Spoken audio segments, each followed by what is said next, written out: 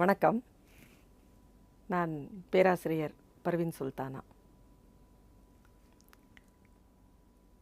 சிறிய வயது முதல் தமிழிலே, தமிழ் பேச்சிலே, தமிழ் எழுத்துக்களிலே, இலக்கியங்களிலே ஆர்வம் கொண்ட ஒரு பெண்.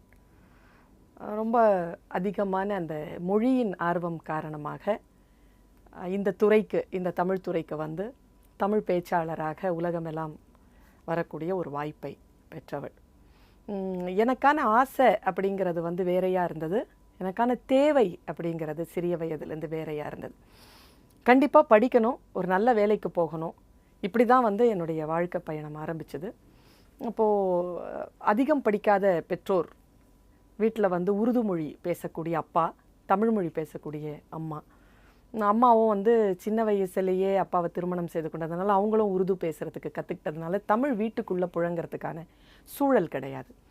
ஆனால் அப்பா வந்து உருது கவிஞராக இருந்ததுனால நிறைய உருது கவிதைகளும் அந்த கவிதைகளை சுவாசிக்கின்ற, அதை ஒரு அனுபவிக்கின்ற அந்த சூழலும் இருந்ததுனால இந்த மொழியின் மீதும் புரிதலின் மீதும் மாறாத ஒரு பற்று.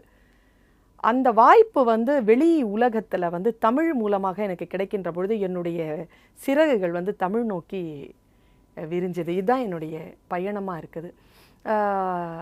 என்னுடைய படிப்பு அப்படின்னு சொல்லி எடுத்துக்கிட்டிங்கன்னா, நான் வந்து தமிழ் வழி கல்வியில் படித்தவன். +1 +2 வந்து எனக்காக போய் அம்மாவும் அப்பாவும் போய் ஸ்கூல்ஸில் கேட்குறாங்க. அப்போ எனக்கு என்ன, நான் பெத்தாலஜிஸ்ட் ஆகணும், ஒரு லெபார்ட்ரி வைக்கணும் அப்படிங்கிறதெல்லாம் ஒரு ஆசை இருந்திருக்கு. அதனால் வந்து பயோ குரூப் தான் நான் எடுத்தேன். ஃபிசிக்ஸ், கெமிஸ்ட்ரி, பாட்னி, ஜுவாலஜி இதுதான் வந்து +1 +2 வந்து நான் எடுத்து படித்தது. கெமிஸ்ட்ரியை வந்து படிச்சுக்கலாம் அப்படிங்கிற மாதிரி பிறகு வந்து முடிவு செஞ்சு கெமிஸ்ட்ரியை போய் நான் ஜாயின் பண்ணுறேன். என்னன்னு தெரியலை, இந்த கெமிஸ்ட்ரி பாடம் எனக்கு ரொம்ப பிடிக்கும். ஆனால் நான் போய் சேர்ந்த கல்லூரியில் இருந்த கெமிஸ்ட்ரி டீச்சர்ஸ் எனக்கு பிடிக்காததுனால, எனக்கு லெபார்ட்ரி பிடிக்காததுனால நான் வீட்டுக்கு வந்துட்டேன். எங்கள் அப்பா சாப்பிட்டுட்டு இருக்கிறாரு. நான் வந்து சொல்கிறேன், நான் காலேஜ் போகல அப்படின்னு சொல்கிறேன். அம்மா ஃபீஸ் கட்டியாச்சும்மா. நல்லா எனக்கு ஞாபகம் இருக்குது, 786 ரூபா கட்டியிருந்தாங்க. அந்த 786ங்கிறதே ஒரு நல்ல ஒரு ஆஸ்பீஷியஸான ஒரு நம்பருங்கிற மாதிரி, சரியான காசு கட்டி இருக்குது உனக்கு, நீ போய் எங்கள் படினாங்க. நான் போவே மாட்டேன்னு சொல்லிட்டு வீட்டில் வந்து உட்காந்துட்டேன். அப்போது எங்கள் அப்பா கேட்குறாரு, நீ என்ன தான் ஆக போகிற அப்படியே. எனக்கு பெத்தாலஜிஸ்ட்லாம் நான் ஆக மாட்டேன்னு மட்டும் எனக்கு உறுதியாக தெரியுது. எனக்கு அது என்னமோ எனக்கு என்னுடைய உள்ளம் சொல்லுது, இது நீ கிடையாதுன்னு சொல்லுது. ஆனால் என்னன்றது தெரியலை. ஒன்று இராணுவத்துக்கு போகலாம். நான் வந்து ஒரு ஸ்போர்ட்ஸில் நிறைய பரிசுகள்லாம் வாங்கினேன். நான் ஸ்போர்ட்ஸில் கொஞ்சம் ஆர்வமான ஒரு பொண்ணு. அதில் இராணுவத்தில் போகணும், அப்புறம் தேசப்பற்று, மொழிப்பற்று இதெல்லாம் இருந்ததுனால நம்ம இராணுவத்துக்கு போகலான்னா எக்ஸாமினேஷன்லாம் முடிஞ்சிருக்கு, இராணுவத்துக்குலாம் போக முடியாது, இது வந்து ஜூலை மாதம் ஆயிடுச்சு அப்படிங்கிறாங்க. இல்லை போலீஸ் போகலாம் அப்படின்னு சொல்லி ட்ரை பண்ணால், இல்லை போலீஸுக்கும் அந்த எக்ஸாமினேஷன்லாம் ஒன்றும் எல்லாம் முடிஞ்சிருச்சு, அடுத்த வருஷம் தான் ட்ரை பண்ணோம். இல்லை வக்கீலாக போகலாம் அப்படின்னு, அதுவும் எக்ஸாமினேஷன்லாம் முடிஞ்சு போச்சு. என்ன பண்ணுறதுன்னு தெரியாமல் எங்கள் அப்பா வந்து என்னை கூப்பிட்டுக்கிட்டு, வேறு ஏதாவது ஒரு காலேஜ், இந்த காலேஜ் பிடிக்கல, வேறு ஏதாவது காலேஜ் படிக்கிறியா அப்படின்னு சொல்லிட்டு போய் காயித மில்லத் காலேஜில் சேர்த்தாங்க, மவுண்ட் ரோடு. அப்போது வசந்தா மேடம் தான் எங்கள் பிரின்சிபல். நான் இந்த மாதிரியாக முடியெல்லாம் கட் பண்ணிவிட்டு உள்ளே போகிறேன். அந்த அம்மா நின்று என்னை பார்த்தாங்க, என்னுடைய மார்க் பார்த்தாங்க. மார்க் வந்து நல்லா வாங்கியிருக்கேன், நீ வந்து படிக்கலாமே, சயின்ஸே நீ படிக்கலாமே அப்படின்ட்டு நேராக வந்து இந்த முடியை வந்து இப்படி தன்னுடைய கொண்டையிலேருந்து ஒரு ஊசி எடுத்து இந்த முடியை பிடிச்சி ஒரு கிளிப்பு போட்டாங்க. போட்டுட்டு, நீ இந்த காலேஜில் தான் படிக்க போகிற, உனக்கு என்ன சப்ஜெக்ட் வேணுமோ சொல்லு, நான் தரேன் அப்படின்னாங்க. என்னன்னு தெரியல, எனக்கு வந்து அந்த டைமில் எனக்கு சொல்ல தெரியல, நாளைக்கு வந்து சொல்கிறேன் அப்படின்னு சொல்லிட்டு வீட்டுக்கு வந்துட்டேன். அப்பா மறுபடியும் சாப்பிட்ற நேரத்தில் தான் இது பேச்சு நடக்குது. என்ன படிக்க போகிறேன்னு கேட்குறாங்க அப்பா. நான் சொல்கிறேன், நான் தமிழ் லிட்ரேச்சர் படிக்கிறேன்னு சொல்கிறேன். எங்கள் அப்பா அப்படியே என்னை அப்படியே வியந்து பார்க்குறாரு, முகத்தை பார்க்குறாரு. தமிழ் லிட்ரேச்சரா? அக்கா வந்து சயின்ஸ் படிக்கிறா, அண்ணனும் சயின்ஸ் படிச்சிருக்கிறான், மேத்தமெட்டிக்ஸா. நீ தமிழ் படித்து என்ன பண்ண போகிற? சாப்பாடுக்கு என்ன பண்ணுவ? எப்படி, என்ன மாதிரி நீ எப்படி பண்ணுவ? இங்கே சூழலே இல்லையே. தமிழ் லிட்ரேச்சர் எவ்வளோ பெரிய விஷயம் தெரியுமா, அதில் நீ எப்படி போவ?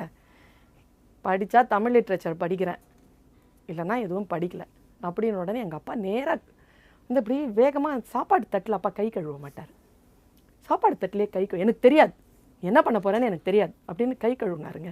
எனக்கு எப்படி இருந்துச்சுன்னா, இந்த ஜீசஸ் கிரைஸ்ட்டை வந்து க்ரூசிஃபைடு அப்படின்னு சொல்லிட்டு பண்ணலான்னு சொல்லிட்டு கையெழுத்து போட்டுட்டு கை கழுவின பிலாத்து பண்ண மாதிரியே கை கழுவினார் அவர். இனி என்ன போகிறலாம் எனக்கு தெரியாதுமா, நீ என்னமாவது படி அப்படின்னு சொல்லி விட்டாங்க. நான் ஆகஸ்ட் மாதம் வரைக்கும் வெயிட் பண்ணேங்க, போவே இல்லை நான் காலேஜுக்கு. அப்புறம் ஆகஸ்ட் மாதத்தில் தான் போய் ஹைதமில்லத் காலேஜில் அதே வசந்தா மேடம் தமிழ் லிட்ரேச்சர் படிக்கிறேன்னு உடனே, ஏமா நீ மற்றது படிக்கலாமே அப்படின்னாங்க. இல்லை மேடம் அப்படின்ட்டு அங்கே நான் ஆகஸ்ட் மாதத்தில் சேர்ந்து நான் தமிழ் லிட்ரேச்சர் படிக்க ஆரம்பித்தேங்க. அந்த தமிழ் இலக்கியம் அப்படிங்கிறது வந்து என்னுடைய வாழ்க்கையில் என்ன எனக்கே அடையாளப்படுத்துச்சு. அதுக்கப்புறமா நான் எம்ஏ பண்ணேன், யூஜிசி கிளியர் பண்ணேன், பிஹெச்டி பண்ணேன். அதுக்கப்புறமா ஸ்டெல்லா மரிஸ் காலேஜில் ஒரு 2 வருஷம் ஒர்க் பண்ணேன். அதுக்கப்புறம் மறுபடியும் எஸ்ஐடி காலேஜில் போய் ஜாயின் பண்ணி இப்போ வந்து ப்ரொஃபஸராக இருக்கிறேன். அதெல்லாம் வந்து என்னுடைய ஒரு வரலாறாக இருந்தாலும் இந்த தமிழ் படித்ததுனால என் கூட பிறந்தவங்க 5 பிள்ளைங்க எங்கள் அம்மா அப்பாவுக்கு. எனக்கு ஒரு அண்ணன், ஒரு அக்கா, ஒரு தம்பி, ஒரு தங்கச்சிங்க. இந்த 5 பேரும் இன்றைக்கி ரொம்ப நல்லா இருக்கும். ஏன்னா கல்வியில் நம்பிக்கை வைத்த பெற்றோர்களுக்கு பிறந்தோம் நாங்கள். வறுமையான குடும்பம்தான், நல்லா வாழ்ந்து வறுமைக்கு வந்த குடும்பம். அதனால் எங்கள் அம்மா அப்பா வந்து அந்த எண்ணங்களில் கொஞ்சம் உயர்ந்ததாக இருந்தாங்க. வீட்டில் வந்து கெட்ட வார்த்தைகள் எங்கள் வீட்டில் இருக்காதுங்க. எங்களுக்கு எங்கள் வார்த்தைகள் எங்கள் அம்மா அப்பா என்னோட பேசும்போதும், என்னுடைய அண்ணன் தம்பி அக்கா தங்கச்சி என்கிட்ட பேசும்போதும் யாருமே வந்து கடுமையான வன்முறையான சொற்களை, வசை சொற்களை பயன்படுத்துறதில்ல.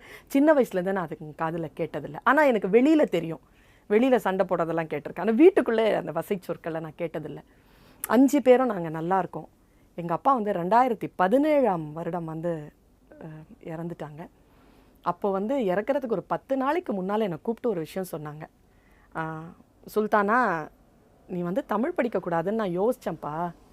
ஆனால் நீ வந்து இன்றைக்கி தமிழ் வந்து நீ படிச்சுட்ட, நீ இன்றைக்கி நல்ல பொசிஷனில் இருக்கிற. ஆனால் எனக்கு வந்து உன் மேலே என்ன ஒரு விஷயம் இப்போ சொல்லணும்னு தோணுச்சுன்னா, நீ பணத்துக்கு என்ன பண்ணுவ, சம்பாத்தியத்துக்கு என்ன பண்ணுவ அப்படிங்கிற மாதிரி தான் நான் யோசித்தேன். நீ மற்றவர்கள் போலவே நல்லா சம்பாதிக்கவும் செய்கிற, ஆனால் அதுக்கு மேலே என் 4 குழந்தைகளுக்கு இல்லாத ஒரு தகுதி உனக்கு கிடைச்சி, அதனால் எனக்கு நன்மை என்னென்னா உனக்கு புகழையும் நீ சேர்த்து சம்பாதிச்சுக்கிட்ட. அது வந்து உன்னுடைய தமிழ் உனக்கு கொடுத்தது, உன் மொழி உனக்கு கொடுத்தது அப்படின்னு சொல்லிட்டு எங்கள் அப்பா சொன்னார். ஆக இதை விட பெருசாக ஒரு தாய் தகப்பனுக்கு ஒருத்தங்க தந்துட முடியும் அப்படின்னு சொல்லிட்டு நான் வேறு எதையுமே நினைக்கலை. அதனால் நம்மால் முடிந்த அளவிற்கு நாம் எதில் ரொம்ப ஈடுபாட்டோடு இருக்கிறோமோ, நம்முடைய உள்ளம் இருக்கு இல்லையா, நம்முடைய புத்தி, அந்த உள்ளமும் புத்தியும் எதை ரொம்ப அதிகமாக நேசிக்கிறதோ அந்த துறையை நாம் தேர்ந்தெடுக்கின்ற பொழுது நமக்கு பணம் மட்டுமே வந்து நமக்கு கிடைக்கிறது இல்லைங்க. அதையும் கடந்து சில மன சூழல்கள், சில மன மகிழ்ச்சிகள், சில நிறைவுகள், சில மன அமைதிகள் நமக்கு கிடைக்குது. அதனால் அந்த தமிழை நான் தேர்ந்தெடுத்ததும், தமிழ் துறையில் இயங்கிக் கொண்டிருப்பதும், தமிழிலே பேசுவதும், தமிழ் மக்களை சந்திப்பதும் எனக்கான மிகப்பெரிய அடையாளமாக என்னுடைய மனம் என்னை கொண்டு போய் செலுத்துறதுனால அந்த மனதுக்கும், அந்த இயற்கைக்கும், அந்த குடும்பத்திற்கும், இந்த சமூகத்திற்கும், இந்த இனத்திற்கும், இந்த நாட்டிற்கும் நான் எப்போவுமே வந்து மகிழ்ந்து கடமைப்பட்டிருக்கிறேன். பேச்சுத்துறை அப்படிங்கிறது வந்து மிக அதிகமான ஒரு போட்டி இருக்கக்கூடிய ஒரு துறை. ஆனாலும் எந்த போட்டியாக இருந்தாலும் யார் வந்து வெற்றியாளர்களாக இருக்கிறார்கள் அப்படின்னா, தன்னை மிக நேர்த்தியாக அந்த துறையில் கொண்டு செலுத்துகின்றவர்கள் ஜெயிக்கிறாங்க. பிரபலமாகிறதுங்கிறது வேறங்க, புகழ் பெறுவது என்பது வேறு. பல பேர் வந்து பிரபலமாகணும் அப்படிங்கிறதுனால வெளிப்பட்டுறாங்க. ஆனால் அது புகழுக்குரியதாக இருக்கிறதா, அடுத்தவர்கள் பின்பற்றக்கூடியதாக இருக்கிறதா? இப்போ உடனடியாக எந்த வெற்றியும் சாத்தியம் இல்லை, அது யாருக்கும் சாத்தியம் இல்லை. அந்த வெற்றிக்கு வந்து ஒரு 1 கோடி பேர் இருக்கிறாங்கன்னா அதில் ஒரு 10 பேருக்கு மட்டுமே அது கிடைக்கிறது. அது அவர்களுடைய சூழல், அது அவர்களுடைய ஸ்ட்ராட்டஜி. ஆனால் உண்மையாக நீங்கள் யோசித்து பார்த்தீங்கன்னா, ஒரு இன்வெஸ்ட்மெண்ட்டுக்குன்னு சொல்லிட்டு ஒரு ஒரு ஒரு டைம் இருக்கணும், ஒரு நேரம் இருக்கணும். இன்றைய இளைஞர்களுக்கும் இன்றைய பெண்களுக்கும் நான் சொல்கிற ஒரு சஜஷன் என்னன்னா, சக பயணியாக நான் அவர்களிடத்தில் சொல்ல விரும்புவது, எந்த அளவிற்கு வானத்தை தொட வேண்டும் என்று ஒரு மரம் நினைக்கிறதோ அந்த அளவிற்கு அது உயர்வதற்கான அந்த சாத்தியம் எப்போ ஆகுதுன்னா, அது தன்னுடைய வேரை வந்து மண்ணுக்குள்ளாக அவ்வளவு ஆழமாக பரப்பணும். மண்ணை அது முழுக்க அது வந்து கீழே வந்து வேரூன்றாமல் அது வானளாவ உயர முடியாது. இப்போ டிப் ஆஃப் த ஐஸ்பர்க் அப்படின்னு சொல்லுவாங்க. ஒரு கடலில் வந்து ஒரு சின்ன ஒரு மலை முகடு மாதிரி ஒரு குன்று தெரிகிறது என்றால் மலைக்கு கீழே அது பெரிய மலையாக, அது கடலுக்கு கீழே ஒரு மலையாக கிடக்கிறது. அதுதான் மேலே அந்த டிப்பாக தெரியுது. அதனால் சாதனையாளர்களினுடைய முகம் இருக்கு இல்லையா, அது வந்து டிப் ஆஃப் த ஐஸ்பர்க் தான். அதற்கு பின்னால் அவர்களுடைய மிகப்பெரிய உழைப்பு இருக்கிறது.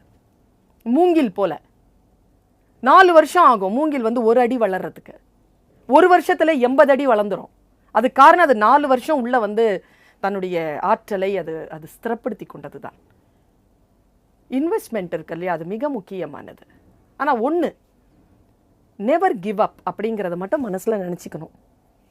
பெண்ணாக இருக்கிறதுனால அது ஒரு பல நேரங்களில் அது நம்ம இல்லை என்று மறுத்தாலும் நம்மோடு வரக்கூடிய இந்த சமூகம் நம் மீது திணிக்கக்கூடிய ஒரு மிகப்பெரிய சுமை.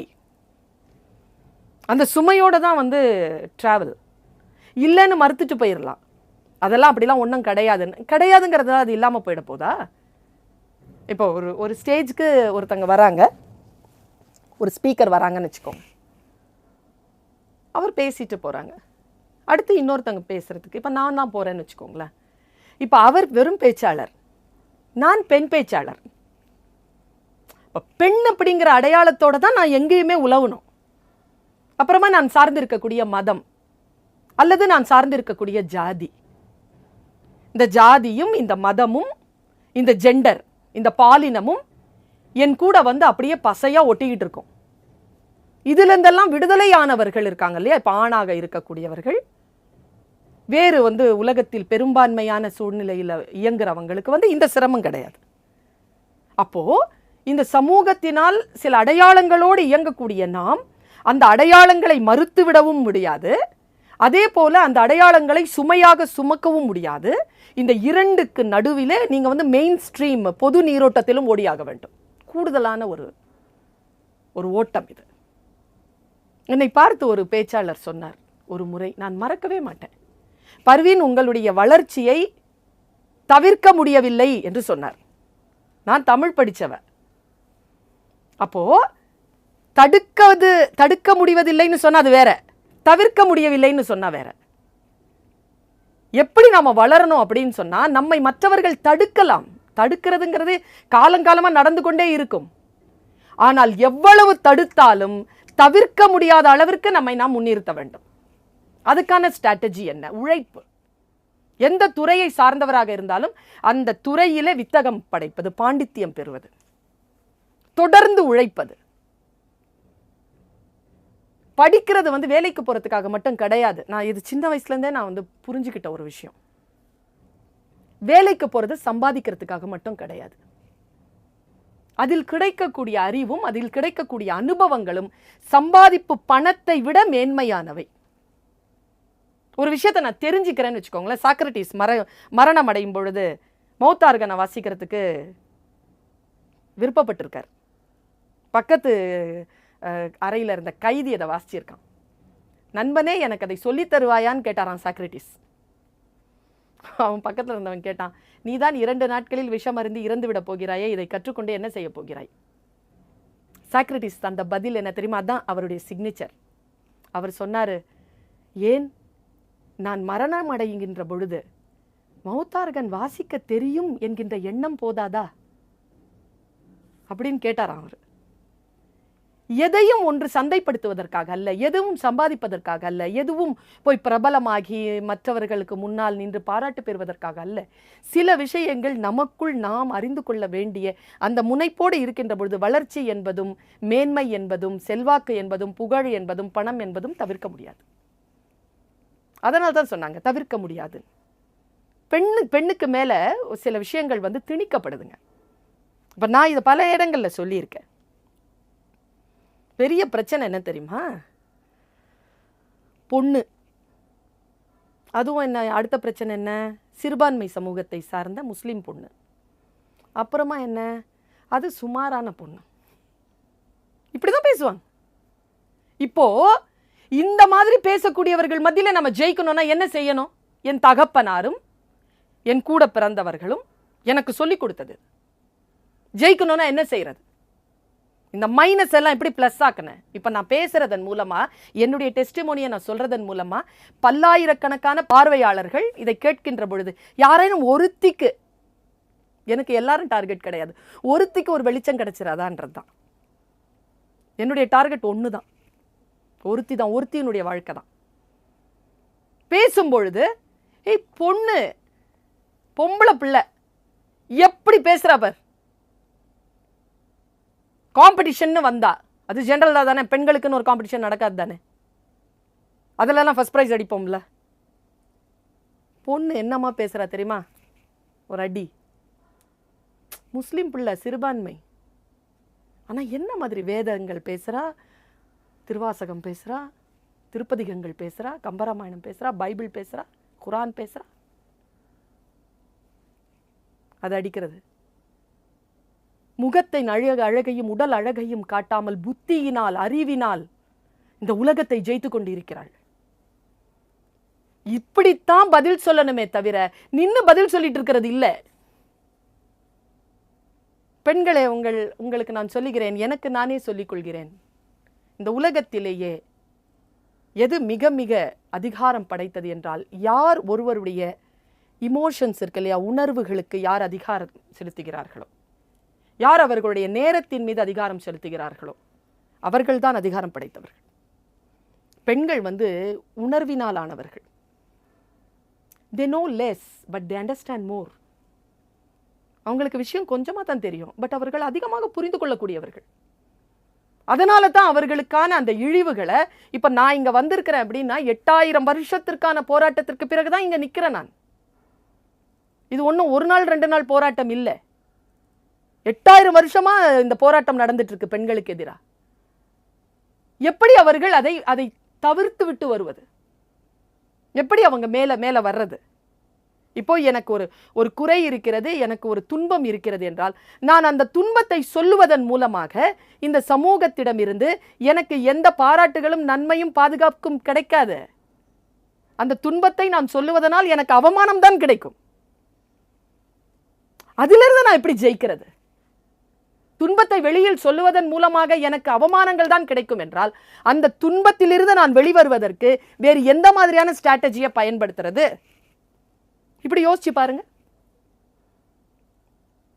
எந்த நேரத்திலும் விழிப்புணர்வோடும் ஒழுக்கத்தோடும் தன்னிலை அறிந்தும் பயணம் செய்கின்றவர்கள் தோற்பதில்லை.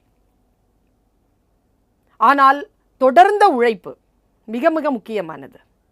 நெவர் கிவ் அப்னு நான் சொல்லுவேன். களத்தை விட்டு நீங்குவதுதான் தோல்வியை தவிர தோற்று போவது தோல்வியே அல்ல. நான் இலக்கியம் படித்தவள். தோற்றான் போல் நின்றான் பாண்டியன் என்ற முத்தொள்ளாயிர கவிதை படிப்பவள் நான். ஜெயித்தவன், தோத்த மன்னன் மரணம் அடைகின்ற பொழுதும் கூட அவன் குறிப்பார்த்து கொண்டு வேலை எப்படி பிடித்துக்கொண்டு இறந்த அந்த மன்னனை பார்த்து, பகை மன்னனை பார்த்து, அவனை ஜெயித்த பாண்டிய மன்னன், ஜெயித்தவன் நான் இல்லை, மரணம் அடைகின்ற பொழுதும் கூட நீ உன்னுடைய ஆயுதத்தை கீழே போடவில்லை, உன் கூர்மையான பார்வையை நீ இழக்கவில்லை, நீதான் ஜெயித்தாய், உன்னிடத்தில் நான் உன்னை சாகடித்ததன் மூலமாக நான் தோற்றேன் என்று சொன்ன தமிழ் இலக்கியத்தை படித்தவள் நான். வாழ்க்கையில எப்போ ஜெயிக்கிறோம் அப்படின்னு சொன்னா, களத்தை விட்டு நீங்காத போது ஜெயிக்கிறோம். களத்தை விட்டு நீங்காமல் களமாடி கொண்டிருக்கின்ற பொழுது ஜெயிக்கிறோம். அதுல தோல்வி வரலாம், மரணம் கூட வரலாம், ஆனால் களத்தை விட்டு நீங்க கூடாது. பல நேரங்களில் பெண்கள் கம்ஃபர்ட் ஜோன்ல இருக்கிறீங்க.